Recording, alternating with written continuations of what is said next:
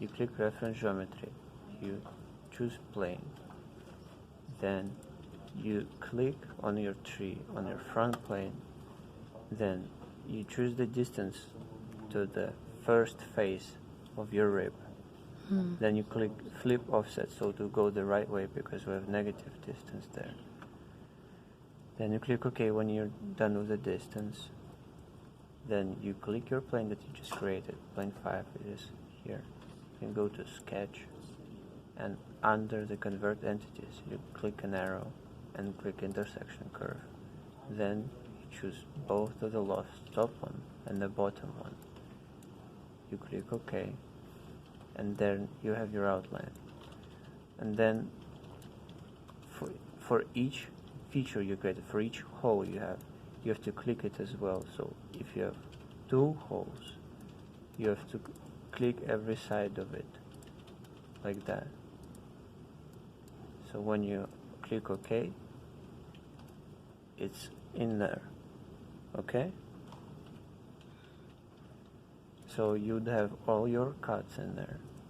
Then, when you're done, if you should know the thickness of your rib as well, so that when you have your number, the distance from the plane to the front face, and you add thickness. So for example, if it's 2 millimeters, so this plane is 380. So when you create a new plane, it's 382 if your thickness is 2 millimeters. Flip offset. Okay. So it's right there, just behind it. And you do the same thing.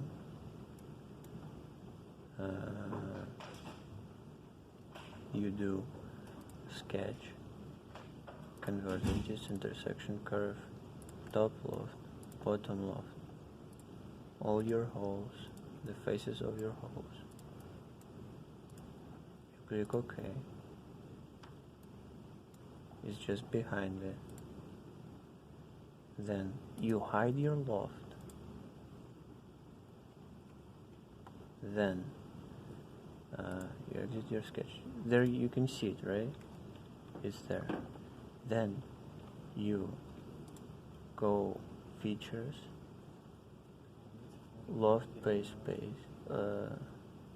You what's the word I'm looking for?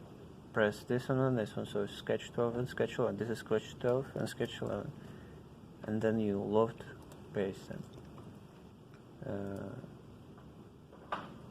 And sometimes it doesn't work, so you have to choose, so it would be,